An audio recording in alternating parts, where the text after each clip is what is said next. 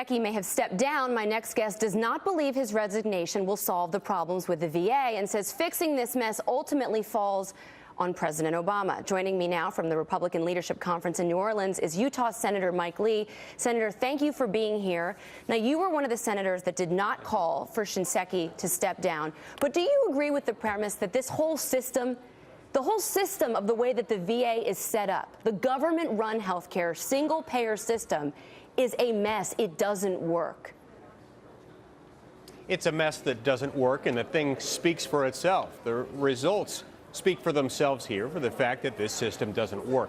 But yeah, I didn't call for Shinseki's resignation, in part because his resignation isn't going to solve this problem.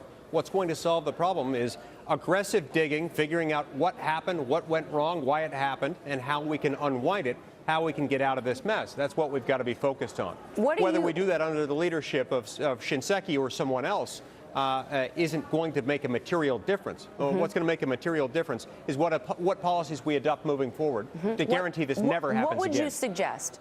What would you propose? Okay.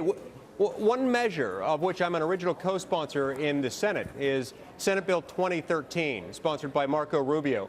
There's a House version of it sponsored by Representative Jeff Miller, which passed overwhelmingly in the House just in the last few days.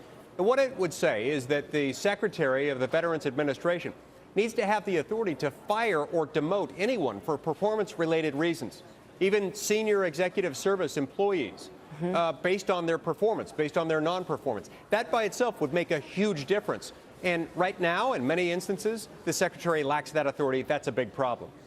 But, Senator, it's not even just an HR issue of getting rid of bureaucrats. The way that this system is set up, there are no incentives for performance. You have a single-payer system that has the same problems that we see in Europe, a doctor shortage, corruption.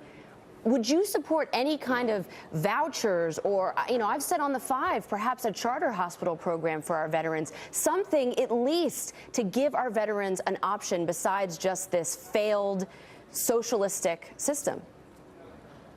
Yeah, I tend to agree that at a minimum, they ought to have the option. If they want to go into the private system, they ought to have that option so that they don't get stuck in this. And you're absolutely right, Andrea, to point out that if this doesn't speak to the failures of a single-payer system, I don't know what does. If this is how we treat our nation's heroes, the greatest Americans who have sacrificed life and limb for us to protect our freedom, if this is how we treat them, how are we going to treat average, ordinary, everyday citizens? This is the best argument against a single-payer system ever imaginable. Yeah, and no offense to you, Senator, but your colleagues up in the Senate have spent some money on some really dumb stuff over the years that could have been funded to have these veterans go to private hospitals. I think that's more worth it than some of those wasteful, dumb things that they've been spending money on. Senator, thank you so much.